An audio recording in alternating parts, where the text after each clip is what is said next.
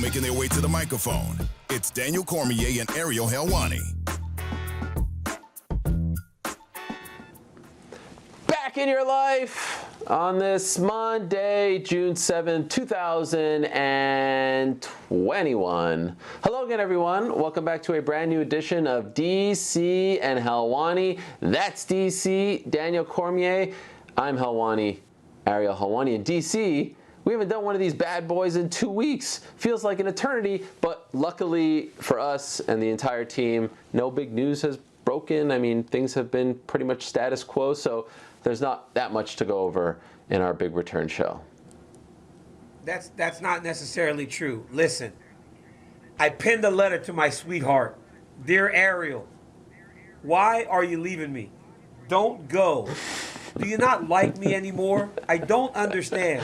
Like the great group Boyz II Men once said, it's so hard to say goodbye to yesterday. Why do you have to go, Ariel? I mean, what am I to do? Half of my heart is gone from ESPN, so I am very, very sad and by the news. But do you not love me? Do you not like me anymore, Ariel? How could you? DC, it's not you, it's me. It's not you, it's me. For those that didn't hear the news, I am leaving ESPN next week. We do have 2 more shows left. We have one today. We have one next week, and you know how I feel about you. You know how I feel about this show. And I said this to someone earlier, DC. It almost feels fitting in a weird, crazy way that this show was born at the very beginning of the pandemic, and now, at least for now, it goes away as the world is starting to get back to normal. Maybe our sole purpose was to give people something to laugh about, think about, escape, just do our thing. And now that normalcy has almost resumed, we go back to our separate quarters. But you know how I feel about you and the show and how I feel about ESPN. And the good news is we have one more of these to do. I don't feel like crying at the top of this show and then sitting here and talking to you for 60 or so minutes. I can't believe I'm never going to get to do this show with you in person, so I can't hug you. Will I ever see you again? I don't know. Will I ever get to actually touch you and hug you and kiss your forehead? I don't know. Hug me. It seems crazy that I haven't been able to do so. Listen, you'll never hug me. I've told you that time and time again. You'll never hug me. And you're right. We came into their lives for a year. It was like a professional wrestler that gets a run at the top for a short period of time. It was like Kofi Kingston becoming the world champion, right? And then dropping the belt to Brock Lesnar in 15 minutes. We were fast. We shot to the moon, and then we disappeared. It was all we had for you was a year. But boy, it's been a great year and it's been fun. So thank you for all that you've done. You're my guy. Also, hey, I want to switch topics a little bit. Hey, my son won his first state championship last weekend. So for as disappointed as my Sunday started, it ended a little bit better because little Daniel became a state wrestling champion for the first time. 4th time at the tournament. He didn't place the first time. He was 7th. He was 3rd. And last weekend he won his first championship. So when you speak of normalcy, you should have seen the hotel. He was bouncing. He was like, I can't believe I'm at a hotel and getting ready to wrestle a tournament. It brought joy to me to see him acting that way to compete. That is incredible. I saw the picture. That's most important, by the way. Mazel tov, congrats to little Daniel, walking in his father's footsteps. But the good news is he'll actually be better than his father when it's all said and done. I can't wait to say that I knew him when he was just a little tyke. And he's well on his way. Hey. The truth is, can I finish my sentence, for God's sakes? No, this is my moment, Daniel. Ariel. I got tired of listening to you breathing in my ear for the last year. Yes, go ahead. Oh. Hey, breathing into your mouth, breathing into the microphone. Listen, big boy can't breathe up in here. I get tired. You know what I'm saying? Like, I get a little fatigued as I sit here today opposed to what I was years ago. But you knew little Daniel when he not only was a little boy, but also did not for a second like his dad as his wrestling coach, because he goes, his dad scares him in the wrestling room. You remember the craziest thing in the world. Talk about your children embarrassing you in front of your friends. He goes, he yells at me. You go, do you like when your dad's your coach? He goes, he yells at me and I get in a lot of trouble. It was awful. I really had to change my ways after that, Helwani. Well, that came as I got to do one of my favorite things at ESPN, the E60 piece on you. But in the end, I'll just say, before we move on, to me, this isn't goodbye to you or to the audience. It's see you later. And I do think that we will, cross paths in the future once again, and I look forward to that. But it has been an incredible time for the past year, and it's fitting, DC, because not only is today, and of course I'd be remiss if I don't wish you and yours a happy VCR day. I mean, who remembers the good old VCR? You mean you pop a VHS and you sit back with your popcorn? I mean, it's just a great thing. Amazingly, Daniel Cormier, tomorrow is National Best Friends Day. How about that? And you always said you wanted to be my friend. Reluctantly, I agreed. Dare I say now, I consider you a best friend. Lord knows if the amount of times we speak throughout the day is any indication of where we are at in our friendship, I think we're best friend status. So I feel like it's fitting that this all comes to an end the day before National Best Friends Day. A reminder, we have one more show next Monday, so we'll do the sappy goodbyes then. For now, though, let's transition to what happened this past weekend. And Daniel, a lot of things happened this past weekend. You still are nowhere to be found as far as UFC events go at the Apex, but we did have a big event involving some two very large men. Bigi Boy, Jairzinho Rozenstruik, defeated the big man. Ooh-wee! What a great win for him. Augusto Sakai finished him with a second left in the first round. That was tremendous stuff. Dang, did you see Bigi Boy this weekend? I mean, Jairzinho Rozenstruik is a guy that has tremendous power in his hands. Now, he's been in a lot of situations where he can take the next step, and he's always kind of faltered. This was a massive moment for him to get a win over a young guy in Sakai that looked like he was going to be the future of the heavyweight division because he was so young in a division where a lot of the top contenders were older. It was a big spot for Jairzinho, a big win, but when you're ranked as high as he is, those are the wins that you're supposed to get. And he was able to land that right hand, left hook, and it didn't even land clean. If you watch the punch that landed, it almost skimmed across the top of his head, and it dropped Sakai. So it shows you the type of power that Rozenstruik possesses. Okay, well, first of all, I'm not sure about this whole Augusto Sakai was like, the next big thing at heavyweight. Listen, also, he's 30. Do you not remember? 30. But do you not remember? He's 21. Do you not remember? No, but do you not remember when Augusto Sakai was fighting and winning all the fights that he did when he first got into the UFC? It's all we talked about. Because you got to remember, the title at the time was me and Miocic, two guys at 41 and 39 years old. All the other contenders were mid to upper 30s. He was a 27, 28-year-old heavyweight that was showing a lot of promise. But he's found himself now on a losing streak. So let's not have, Ariel, revisionist history and forget that you also was like, hey, this kid has a ton of potential and he could be, hey, in a division where all the challengers are older, this young man can be the future. I can go back to the clips. This is the beauty of working here. We can go back to the clips where you said, strap a rocket ship to the back of Augusto Sakai. Yeah, right. This kid's going to the moon. You said Listen, that. his best win, with all due respect, was against Marcin Tybura, who won in the co-main event and who is now on a 5-fight winning streak. So that's his best win. Yes, okay, fair enough. But the guy that you're talking about here is really Jairzinho Rozenstruik. Rozenstruik is 33. Yes. Rozenstruik is the guy who I think has the higher ceiling. And I'm not ready, yet, as you said, he stumbled here and there in some big spots, but he has won some big fights as well. I'm not ready in this crazy division where you have guys like Derek Lewis who has come back and reinvented themselves and now, potentially fighting for the belt. A guy like Marcin Tybura on a winning streak. I'm not ready to write off. I feel like a lot of people were writing off Jairzinho Rozenstruik as no longer being a factor at heavyweight. I'm not ready to do that. I thought that was a really impressive performance. And when you have that kind of power, that kind of striking, you'll always be a factor at heavyweight, in my opinion. He will. He'll always be a player because of his ability to finish a fight as fast as he does. But what Jairzinho has struggled with is that he can be finished in those moments also. Look, man, the kid has a ton of potential. He's got a great team. I do believe that he has a lot of time. But there are some things that he's got to shore up because you got to remember this fight, for as great as it ended, it wasn't action-packed to start. And I know maybe I'm being a harsh critic, but I'm being a harsh critic because I expect a lot out of Bigi Boy. because of what he's done, because of some of the bigger wins that he's had over the course of his career. But I thought that was a massive spot, big win, and I thought that calling Curtis Blades out was absolutely perfect, because that, once again, if he can win, puts him right in line or on path with the rest of the guys that are vying for championships. Yeah, you stole my point there. That's 100% accurate. In fact, I do believe that's the direction that they'll go in.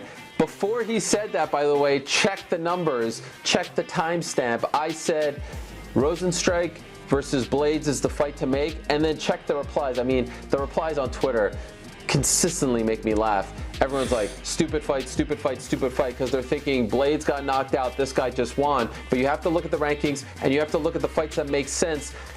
Given what's going on at the top of the division, this is the only fight that makes sense.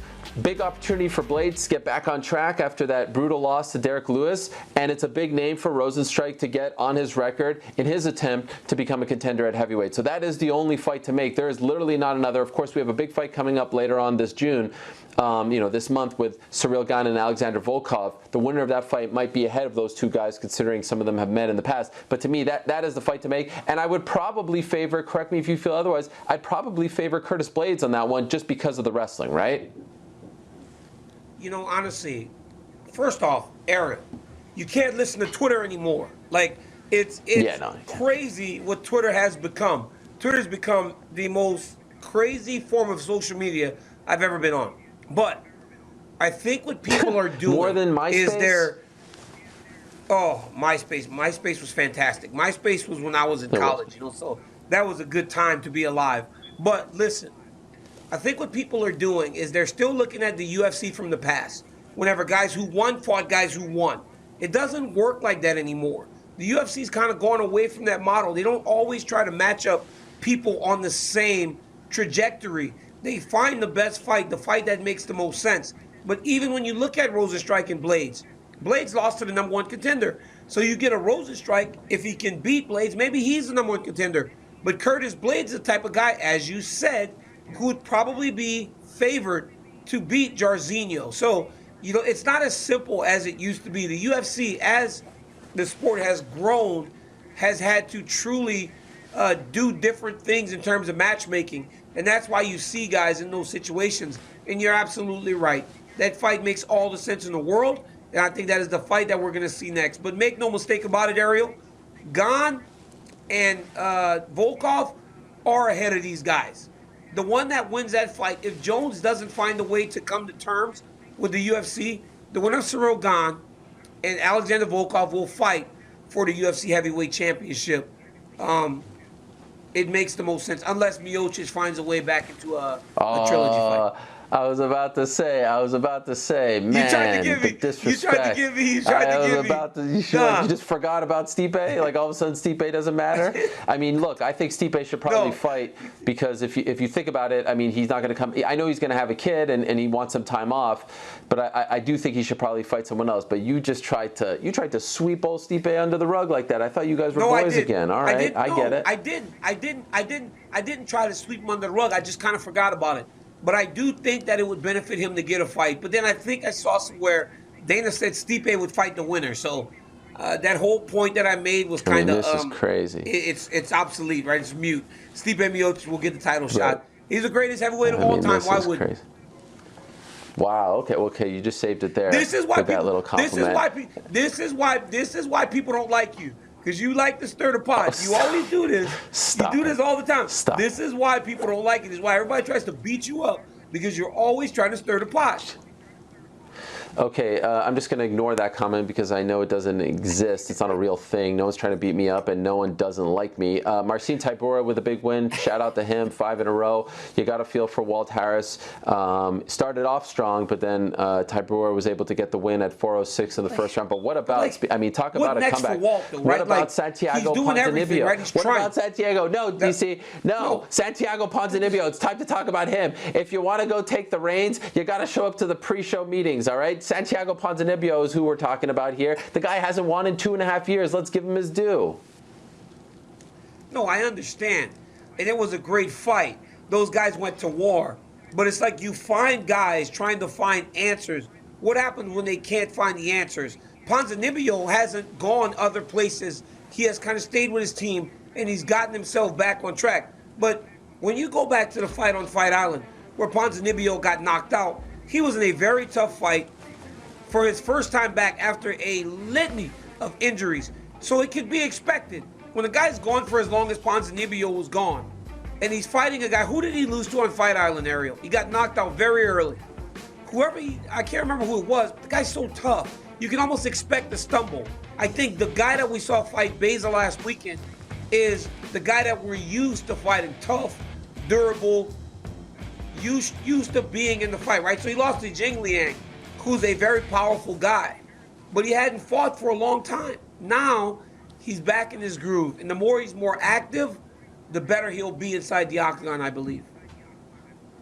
I was going to tell you it was the leech, but someone got you first. I didn't want to ruin your flow there. You were flowing. By the way, what's going on with the voice? Every so often it just seems to crack. Is this because of the wrestling tournament this past weekend? Because it feels like you're struggling there. It's the wrestling tournament. Like, Ariel, I'm not trained. The pandemic killed me. Before I could yell for days in a wrestling tournament. Now, 2 matches and my voice starts to go. But it's worth it. It's worth it to go and win a few championships. For sure it's worth it. All right, well, that was the card. I mean, there were some big performances here and there, some bit of maybe some slow fights, not exactly one for the year-end highlight reel, but shout out to Jairzinho, who ended the night in a big way, and Marcin Tybura as well. I mean, both those fights could have, been long, slow, prodding fights, but they both ended in the first round, and the Ponzinibbio-Miguel Baeza fight, I think, will be on the short list for one of the fights of the year come the end of 2021. That was Saturday in the world of combat sports. Sunday was as wacky as can be. But before I get to Sunday, DC, and you know what I'm talking about, I know you're fired up to talk about this one. I know you're all fired up to talk about it as I attempt to pull up and waste some time here because I can't find my ad read sent by my good friend Christina. Here it is. All right, we're going to talk about Sunday in a second. But first, a quick word from our good friends over at Modelo. Modelo Especial. As you know, it is brewed for those with a fighting spirit. And shout out to Modelo, who believed in DC and Helwani way before any of all the blue chip. Yeah, the blue chip sponsors came late. Day ones. What the kids would say, day ones, they're day ones. Absolutely. OGs, if you will. You wouldn't expect anything less, by the way, from the official beer of the UFC. Modelo was the underdog. It came from humble beginnings and never gave up. It's brewed from premium hops to create a crisp Pilsner-style lager, which set the standard for authentic Mexican beer. So the next time you're tuning into a UFC fight card, make sure you've got the beer that's always in your corner. Modelo. Modelo Especial. Brewed for those with a fighting spirit. Drink responsibly. Beer imported. Crown Imports. Chicago, Illinois. All right, thank you very much to Modelo. We love them. Now let's talk about Sunday, DC. Miami, Florida. Pretty boy Floyd, Money Mayweather, returning to action against the YouTube sensation, the social media influencer, the guy who walked out with a Pokemon card around his neck. I mean, just the wackiest of the wacky. Only in America do you get a situation like this. A guy with one fight under his belt against the 50-0 Floyd Mayweather, who has dabbled in exhibition fights. Of course, we remember in Japan a couple years ago. And in the end, of course, there was no winner because it was an exhibition fight. And in the end, everyone was talking about it on Sunday. Maybe they're onto something here with this Sunday night thing for boxing matches. I know you watched it. Everyone was watching it. It was a crazy thing. Everyone said they weren't going to watch it, but in the end, my Twitter timeline was all about it. SportsCenter IG, and ESPN IG, all about it. I'm just going to throw out like a simple question right off the top. What did you make of what happened Sunday night in Miami between Floyd Mayweather and Logan Paul? Jake Paul had that Pokemon card, and the kids loved it. Little Daniel was like, dude has a iced out Pokemon card. Like, the Paul brothers are cool to these children nowadays. Wait a second. Time out. You just called him Jake Paul. It's Logan Paul. You don't know the difference? They're two separate people. Sorry. There's an older brother and a younger brother. For God's sakes. I'm sorry. I don't really know. I don't really know the difference between them all that much. But Logan Paul is hey, kid's an athlete too, right? The kid wrestled. He was a stud, and you could tell that he took this thing serious because he tried. Way bigger than Floyd. But hats off to him. Floyd's a genius, though, right? Floyd is a guy that is 44 years old. He's 50-0. when he decides to make a boatload of money, he goes and fights someone that has no chance of beating him, no chance of hurting him, and he gets a ton of people in Hard Rock Stadium and makes $100 million. Like, who can do that? But the reality is this. Floyd Mayweather, as the fight went on, it looked like he actually tried to get the kid out of there, and he couldn't really do it because Paul kept grabbing him, Paul kept holding, and Paul was able to land 8 rounds. That's crazy. So the winner of the night, if I'm being completely honest, has to be Logan Paul, because you went 8 rounds with who I believe, Daniel Cormier's opinion, is the greatest boxer of all time. And Floyd beat him up. Floyd cruised, but Floyd never hurt the kid. He should have at least knocked him down once, twice, to show the level of dominance that you expect from a Floyd Money Mayweather. I have so many thoughts here, and I'm looking at some of these tweets. The first thing I would say to all these people and to anyone else who was complaining after the fact, like, what did you expect? Really, what did you expect? This was exactly what we thought it was going to be, and then some. And so if you were disappointed afterwards, that's on you, shame on you, because I think we all kind of thought that this would end in a decision, especially once they announced the rules. Obviously, there are weight classes for a reason, right? I mean, there's a 30-pound weight difference between the two of them. They're wearing 12-ounce gloves. It's very hard, no matter how good you are, to knock out a guy who is that much bigger than you. That being said, I do think in an unofficial capacity. Let me tell you something. Let me tell you something. Stop. Let me tell you something. No, to Let the me tell body. you something. To the body area. Before you get too far. But that's what I was just going to say. Before you get too far, to the body. Okay. No, listen, this is what I'm trying to say. In an unofficial capacity, Floyd lost that fight because I believe Floyd Money Mayweather could beat that man and any other guy with a 1-0 record, any other amateur, as easily as he wants, as quickly as he wants. Floyd could have put this thing into another gear and knocked this man out with a kidney shot in a minute, in 2 minutes. He let him hang around. He carried Logan Paul. And as a result, now we're going to have to listen to Logan Paul and his brother Jake parade around town from now until the end of time, and they've already started it, saying they beat Floyd Mayweather, 50-1 for Floyd. So Floyd is laughing to the bank. He doesn't care what I think, what you think, what anyone's think. He just wants to go to the bank and cash that money, and by the way, more power to him. Only in America, he's making hundreds of millions of dollars to do that, to play fantasy camp. DC, that was Home Alone 3. That was the Home Alone 3 version of Mayweather-McGregor. What I mean by that is, we saw the first 2 movies. They were great. No one watched Home Alone 3. It was a blockbuster straight to VHS. Shout out to VHS once again. Bargain, discount, bin movie that no one wanted to watch. This was the Home Alone 3 version of Mayweather-McGregor. Mayweather-McGregor, we suspended disbelief. We thought for a second that Conor could knock him out. Of course, we found out he couldn't. And now they tried to get us again, and they got us again. And guess what? It's not a loss for boxing. Everyone was talking about boxing. Stop trying to say that boxing is dead. Stop trying to say that Mayweather's legacy is ruined. No, at the end of the day, they all made money, and this will continue to happen. By the way, DC, this isn't a bubble. This isn't a thing that is new. This isn't something that these Paul brothers started. This dates back hundreds of years. We could go back to Ali, Inoki. We could go back even before that. These fights will continue until the end of time, and we will all continue to watch, and they will all make money off of all of us. I say sit back, relax, enjoy the show. But if you want to say who won and who lost, if you want to raise someone's hand, I think Floyd lost that fight because he let that guy hang around with him, and in reality, he should have had more respect for himself, and he should have finished him earlier in the fight. What I was saying to you was that you're right, Ariel. Weight classes matter, but you could see when Floyd would kind of get close and he would dig body shots on Paul, you could see how much they affected him. He threw one real good left body shot, and you saw Logan Paul grimace and try to grab Floyd. So I feel like Floyd maybe couldn't have knocked him out to the head, but I feel like if he would have made a bigger investment into the body, he would have got that kid out of here a long time ago. I thought after the 5th round, Logan Paul, he wanted to quit, but it was on Floyd to go out there and just give him a little bit more in order to show him the door, and Floyd never did that.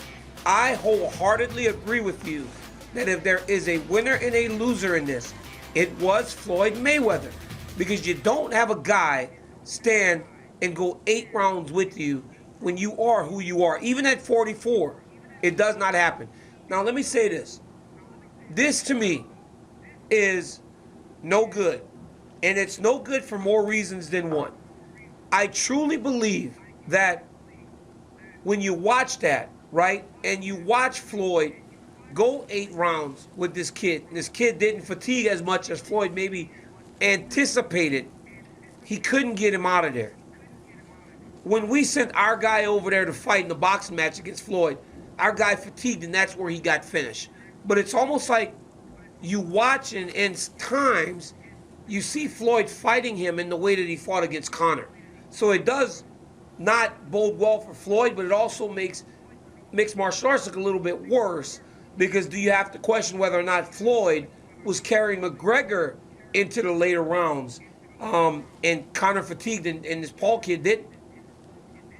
Yeah, there are some who believe that.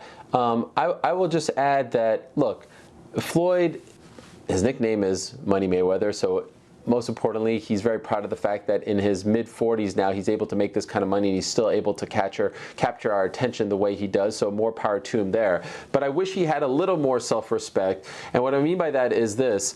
Michael Jordan, you see these clips of him at fantasy camps. He's playing against 12-year-old kids, and he's blocking them and dunking on them. Like, this man won't allow himself to be viewed as an equal to lesser athletes, right? For some reason, Floyd thinks it's okay to do that. And to me, like, the supposed greatest of all time should be above that sort of thing. There are other ways in which you can make money, and doing this with someone, and it has nothing to do with YouTuber. Like, I got respect. Like, the Paul brothers, like, hey, man, you're doing your thing. I'm not one of these guys who is hating on them, who thinks they're bad for combat sports or anything like that. In fact, I think that they're a rising tide that's lifting all the boats here. And also, you know, for those that don't know, like, going 8 rounds against anyone, 3-minute rounds, like, that's tough. Like, to have the cardio to do that, to have the ability to keep your hands up the way in which he did for, you know, 24 minutes and all that, like, that takes skill. You need to be an athlete to do that. So I'm not trying to disparage them at all, but clearly, you know, Logan has no business going 8 full rounds with Floyd Mayweather, for God's sakes, and that's why I feel like the L is on him. I'll also just add, Jake Paul's a better boxer than Logan Paul. Like, who we agree on that? Like, Jake Paul and the path that he is going with his career and the decisions he's making, like the Tyron Woodley fight, which we'll talk about later, is an appropriate step up for a guy who's 3-0. This is all just like freak show, fun stuff, whatever that Logan is doing. But if you just like, Logan Paul lost to another YouTube guy. He got beat by another YouTube guy, but then he went 8 rounds with Floyd Mayweather. Like, that's bad for Logan Paul to have lost to a YouTube kid, and then to be able to stand 8 rounds with Floyd Mayweather. That's why I said hats off to Logan Paul. Here's another thing about these Paul kids, right? They're training Ariel. They're kids with money. They're at the beginning of their careers in boxing, but they're not getting trained by the local guy in their hometown. They're getting trained by high-level boxing coaches because they can pay them. They don't have jobs, so their full-time job is to train boxing. They can do all these things because of the money they've made with YouTube and everything they've done. So there is no knock on these kids. These kids are doing the right things to prepare themselves. It's on the actual fighters to go out there and remind them that they don't belong. Because for as long as, if you're Logan Paul and you just went with Floyd Mayweather, who in the world are you not afraid to fight now? Like, who are you not willing to go in there with if they're smaller than you? Because if you get the right size guy, you know that they can't hit hard enough to hurt you. Who are you not afraid to go in there with as Logan Paul? It generates money. Well, so any smaller guy is willing to take the fight. Now, he won't go in there with a Canelo, because Canelo's going to take his head off. Canelo's the type of guy that's not going to play with you. Canelo's trying to ruin you. So he'll pick his battles. But you go 8 rounds with one of the greatest fighters of all time, man, that's to be commended. But these kids are training Ariel. These kids have high-level trainers that are preparing them for actual fights. So if you go in there with those Paul kids, you better be ready to fight, or you're going to get yourself embarrassed. But Floyd missed the show, Helwani. Floyd missed the show. Floyd missed the show. He came out with the Migos. He had his crocodile jacket on. He missed the show. So he put himself in a situation where he got to live the show. The people were calling his name. The spotlight was back on him. He made a ton of money against someone that posed no threat to him. So the guy's a winner, man, and he knows exactly what he's doing in that regard. But you're right. I wish he was more like MJ. Bro, his bank account won. But like Michael Jordan, Ariel, Michael Jordan was on a vacation, and there was a guy playing basketball with him on pickup game. And he goes, Look at YouTube and Google Michael Jordan, boy. And Michael Jordan freaking just is banging shots on the kid because he does not want anyone to feel like they can compete with him. And I feel like all of our great champions should have that. Yes. In conclusion, because we could talk about this for an hour, but we have a lot more to discuss.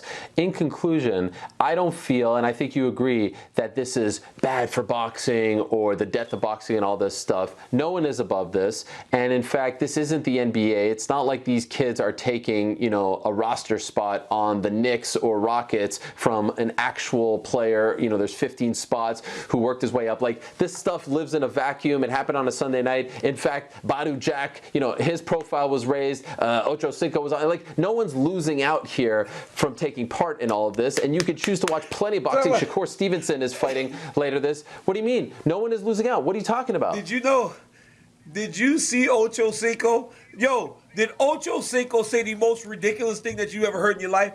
Ocho Cinco gets hit in the face, gets knocked down, and then he goes in his post-fight comment, hey, man, I'm not a boxer. I'm just a fighter. No, Ocho Cinco, you just fought. You literally just fought and got knocked on your face. He felt the most awkward way I've ever seen in my life. I'm a street fighter. I'm just not really a fighter in the ring. What are you talking about, Ocho Cinco? You're a football player. These guys got to stop playing with these boxers. He got knocked on his face by that bare knuckle guy, and it was hilarious because you got to learn, man. You have to learn.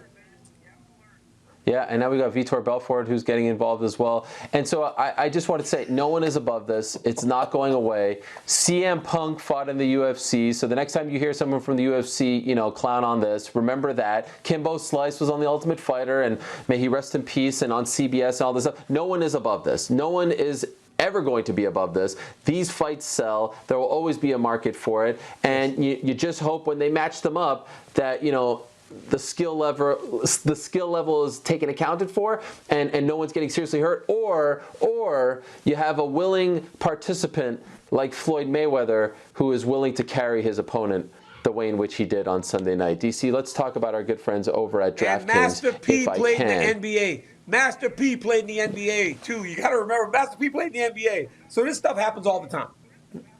Yes, although it was exhibition. It was preseason, but I get your point. Alas, we digress. We'll talk about Jake Paul and Tyron Woodley, a real fight, later in the program. But let us first say hello to our good friends over at DraftKings. Yes, DraftKings. We love DraftKings. And as you know, UFC 263 right around the corner. It is going down in 5 days. What a great card. Glendale. And as you know, DraftKings, the official daily fantasy partner of the UFC, is offering all customers a shot at millions of dollars in total prizes. If you haven't tried it yet, Fantasy MMA is very easy to play. Just pick 6 fighters, stay under the salary cap, and pile up points for advances, takedowns, and more. DraftKings is safe, secure, and reliable, so you can deposit and withdraw your funds at your convenience. Hey, download the DraftKings app right now. And you know what? Maybe this will change in the future, but not now. Use code Ariel, that's ARIEL, for your shot at millions of dollars in total prizes throughout the week. Again, that's code Ariel, ARIEL, only at DraftKings.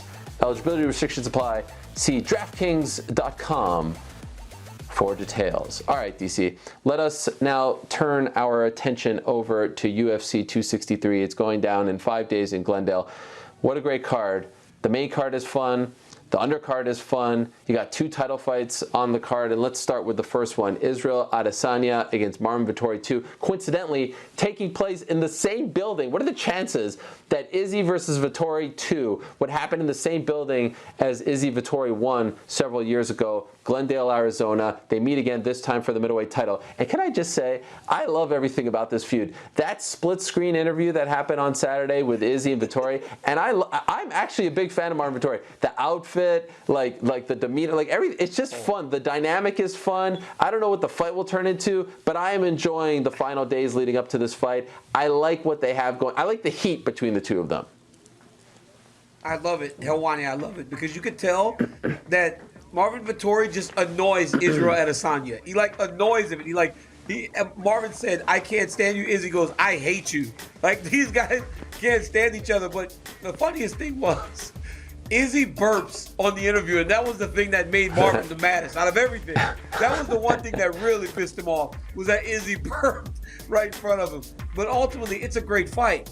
It was a good fight the first time. I called the first fight. And Vettori, for years, held on to the fact that he thought that I was too much in Adesanya's corner in regards to the commentary. He had a lot of success with his left hand. He had success with his takedowns. But over the course of the fight, it felt like Adesanya had done more. So to see a guy build his way back up from that to fight that same guy as the champion, tremendous. The story could not be written any better. I cannot wait to watch the fights this weekend. And I love the fact that Bisping was the traffic cop in that one. Of all people, like the hot-headed Michael Bisping having to be the mediator between those two guys. It was poetic in some respects. Let me ask you this, DC, because you were there, like you said, for the first fight. Would you agree with me that, skill for skill, Israel Adesanya is a better fighter than Marvin Vettori? Would you agree with that statement? I can't. I understand that Izzy's a much better striker. He's got the championship level experience, but it's hard for me to just say he's a much better he's a better mixed martial artist skill for skill. Because Vettori has a lot of things that may not be as developed in one regard, that the other things that he does overall makes it better, right? His physical strength, his wrestling, because for Adesanya is the better striker, but Adesanya is not the better wrestler. I don't think Adesanya is the better grappler, so it's hard to say he's the better overall mixed martial artist. That's not exactly my point. I get that you're trying to be nice and you're trying to hedge. Here's what I'm asking. This is why I asked that question. Make the point. Yeah, I'm trying to figure it out. Okay.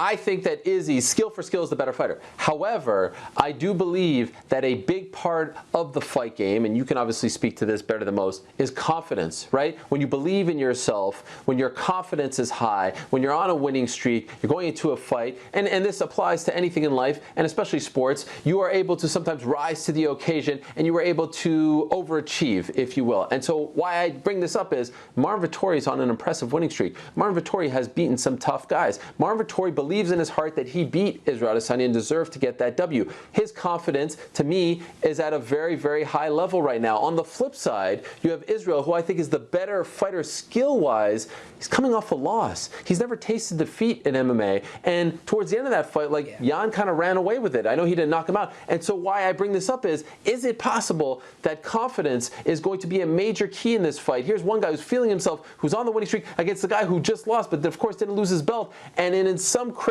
I want to say very clearly, I'm not counting out Marvin Vettori. Marvin Vettori has a chance. Do not dismiss this guy because of the confidence, because of what he believes. And then I wonder, because this other guy is coming off a loss, it's very rare for a champion to be coming off a loss, because usually you're champion, you're coming off a loss, you lose the belt. In this case, he moved up. Is it possible that the fact that Izzy's coming off a loss actually helps the situation in terms of Vettori's chances in this fight? Do you get what I'm saying? I do now. I do understand what you're saying now. I mean, I was just talking about individualized skills in departments. I know what you're saying, but listen, Marvin's confidence is sky high, but Israel Adesanya does never lack confidence. I think that he's one of those guys that can move past what happened in the Blachowicz fight. But Marvin Vettori has the size and the ability to present some of the same issues for him. But I think what's being overlooked in Jan Blachowicz is that not only did he beat Izzy with his wrestling, everybody's talking about those takedowns at the end of the fight. He was able to stand with Izzy for long periods of time and land shots more effectively in order to win close rounds. So Marvin's not only going to have to take Izzy down, he's going to have to hold him there, but he's also going to be able to have to hold his own in the stand-up.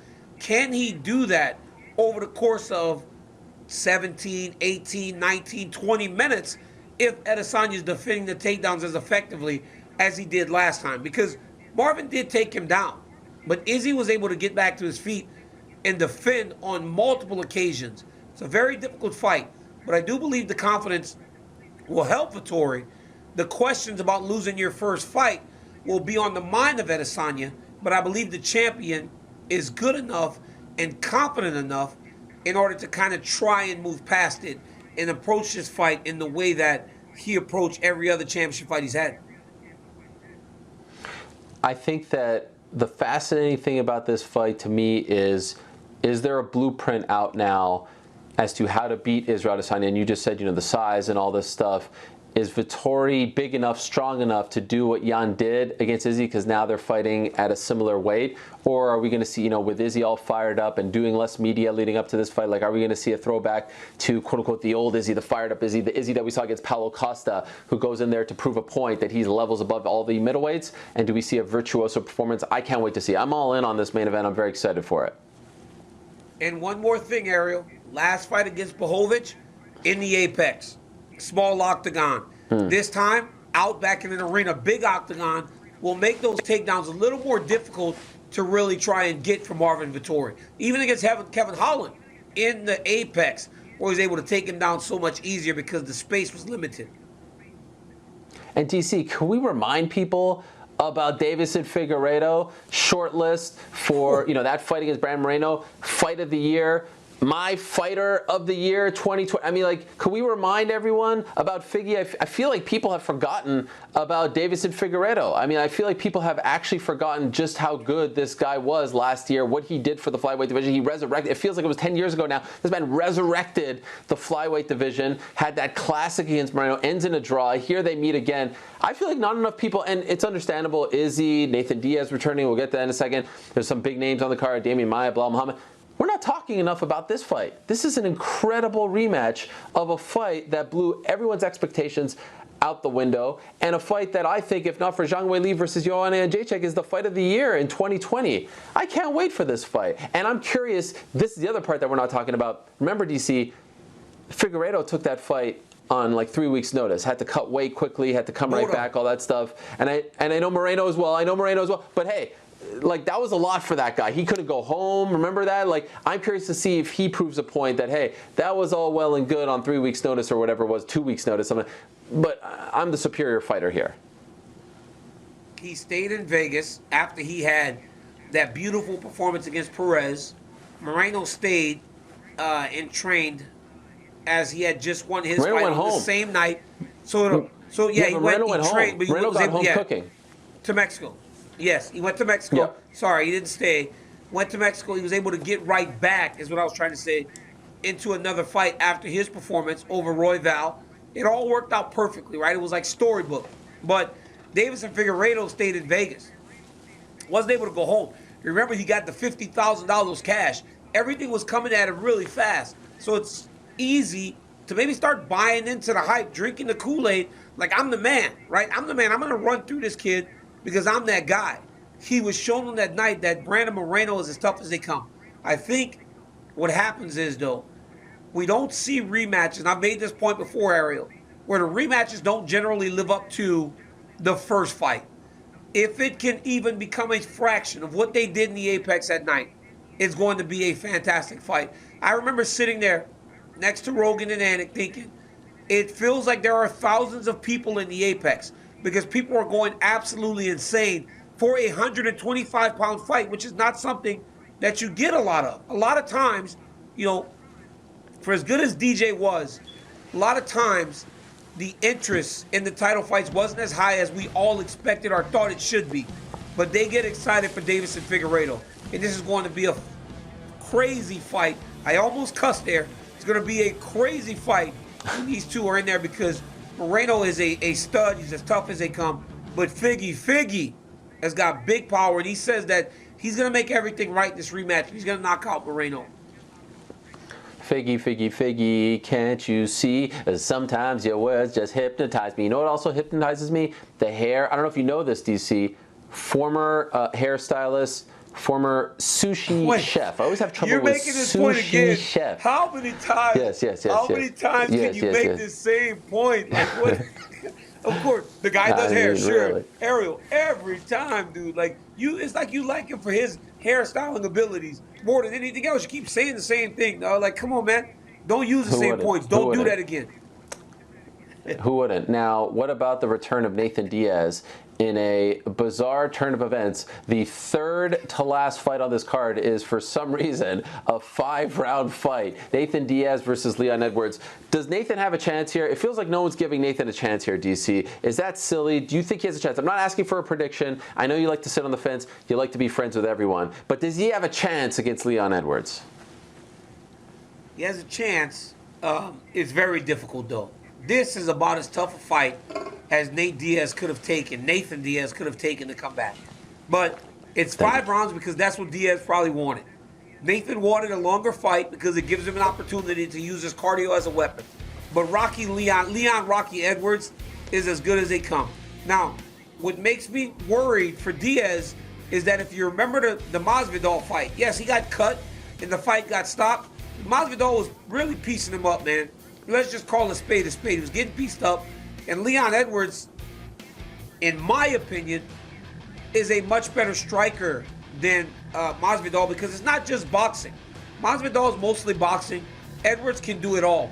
But Nate Diaz is an absolute star. He's a guy that you buy the tickets for. And this morning when I watched the countdown, it started with Vittori and Adesanya. And I'm not going to even lie to you. I tried to fast forward all the way to the end to get to the Diaz part because that's what Nathan Diaz does, right? He's the guy that you want to watch. And I'm not going to lie, man. I didn't go through Figueiredo and Moreno. I didn't go through Adesanya Vittori first. I watched the Diaz-Edwards part first and then came back and watched the rest because that's what you do when there's a star on the card at the level of Nathan Diaz. Oh, forget star. I mean, I think there are very few superstars in this game. He is a superstar. Yes. He is must-see TV no matter who he's fighting, no matter where on the card. It's kind of crazy like to even see the tail of the tape there. Like, I can't even believe this fight is happening in 5 days because it just kind of came out of nowhere and they weren't on the same trajectory. And it's also kind of amazing that Nathan Diaz is the only unranked guy on the main card, and yet he actually could get a title shot if he wins this fight. That just speaks to how big of a star he is. Let me ask you about that 5 rounds if I can. Does that change your opinion on the fight at all, or is that just like, is that just like a nice little detail that we like to talk about? Like, basically, if this was a 3-round fight as opposed to a 5-round fight, does anyone get an advantage that it's now a 5-round fight as opposed to a 3-round fight? I don't think so. I think both of these guys are going to be in fantastic cardio shape. I think Leon Edwards is ready for a championship-level fight. You got to remember, this is a guy that's won 8 fights in a row and then has a no contest against Bilal Muhammad, where he looked fantastic in round 1. So these guys will be in shape. Nate will try to use his cardio as a weapon as he does on many occasions, but he has to withstand the early portion of the fight. All the scar tissue, all the damage he's taken. If he takes too much damage from Leon early, all that stuff will start to present itself again, and then the referees may have to make a decision as they did back in Madison Square Garden for the BMF title. All right, so that's UFC 263. I mean, we could talk about this card for an hour. In addition to those fights, Damian Maia, Bilal Muhammad, in what could be, it hasn't been said for sure, but could be Damian Maia's last fight. Paul Craig versus Jamal Hill, Drew Dober versus Brad Riddell, Eric Anders versus Darren Stewart, Lauren Murphy versus Joanne Calderwood could very well be a #1 contender fight at the flyweight, for the flyweight division. Movsar Evloev against Hakeem Dawodu. I mean, there's a lot of Chase Hooper on the early prelims. There's a lot to like here, and I look forward to your call of the event this Saturday, DC, from Glenn. Oh, that's right. You're not going to be there for this one. You told us already. My bad. Boys got demoted. Did your boy get demoted, Helwani? Did your boy get demoted? You and me both. You and me both, DC. I mean, come on. Hey, now let's talk, if we can, for a few minutes on what happened around a week ago. Tyron Woodley, our guy T. Wood, the chosen one. T. Wood from Ferguson, Missouri, the University of Mizzou, going up against Jake Paul. He got it. He got the fight. It looked like a long shot for a second. Crazy. What started off as like a little thing in the locker room actually ended up in the fight. August 28th, Showtime pay-per-view. It's actually happening. What do you think? Is T. Wood going to get this done? What is your level of confidence leading up to this fight as Tyron Woodley is now stepping into a boxing ring at 39 years old? Here's the face-off. I mean, it was just quite the scene. You got the barstool guy there. I mean, what the heck is going on? T. Wood, our guy, what is your level of confidence as he goes up against Jake Paul? I'm actually happy T. Wood's going to make a boatload of money to fight Jake Paul. And the world, Tyron Woodley should win this thing, no questions asked. In the world where Jake Paul has a Showtime deal and Showtime says that he can fight Tyron Woodley, even though they're going to put a lot of money into this kid, I don't know why they make the fight. I think Tyron beats the kid. because Tyron's supposed to. I always, when you're supposed to do something, if you beat the people you're supposed to, you win about 95% of the time. Tyron's supposed to beat this kid that was on Disney. Will he do it? I mean, I sure hope so. We need our champion to go and do what he's supposed to do against this dude. For Jake Paul, though, he's going to see in this one that it's much different than fighting Ben.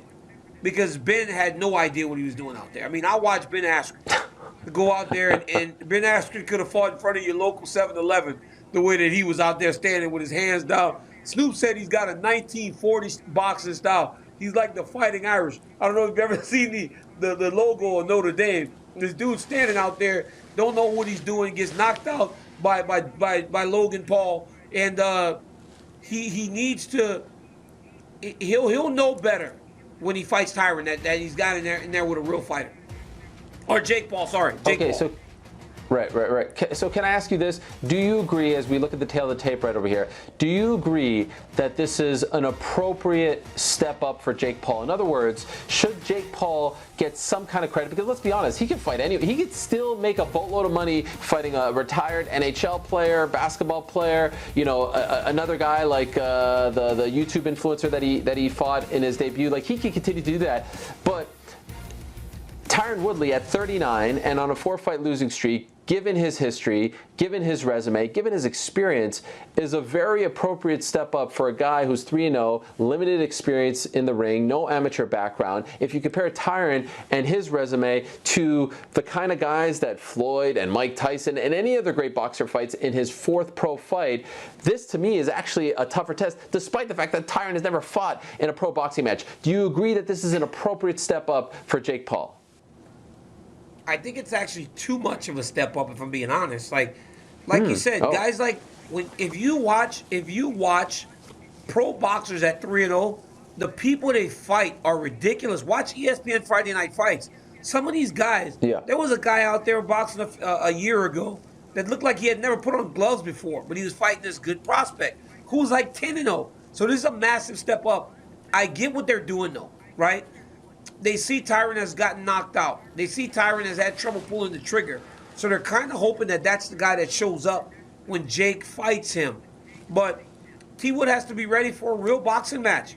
I've told you time and time again, this kid believes that he can win. This kid is going to train and prepare himself in order to win that fight because he wants to stick it to people. He wants to stick it to the UFC. And if he can beat Tyron Woodley, if he can knock out Tyron Woodley, it's gonna be all bad, man. It'll be all bad if T. Wood don't get it done. It's going to be all bad. Like all the way bad. Yes. I mean, you think they're insufferable by claiming victory over Floyd Mayweather. I mean, just wait if he actually knocks out a former UFC champion. Now, DC, let me ask you this. You bring up a great point there regarding, Tyron Woodley and the state of his career and everything like that. Here's the thing. I still feel like Tyron has some fight left in him, but here's what I want to ask you about.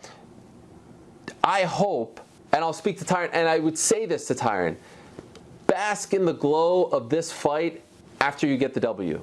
Don't do it now. Don't surround yourself with opportunities and things that are going to come your way as a result of being involved in this fight. Lock yourself up. Go to Siberia. Get 3 or 4 coaches. Don't do any media. Get this W because Tyron Woodley has a chance to right the wrong of the last 4 fights. Tyron Woodley has a chance to become a darling in the MMA community. And let's be honest, it's been a contentious relationship over the years with the MMA fans. He has a chance. He has been given an opportunity that very few get. And I just hope in the 2.5 months left between now and the fight that he doesn't get engulfed in all the drama and all the stuff that comes along with this fight. Do that after the fight. Do that after the W because it will all be greater. I just don't want, I see some of the stuff in the media, I don't want any of that. Don't buy into this. Do it after the fight, and I hope he's listening. And I feel like you feel the same way. Am I wrong?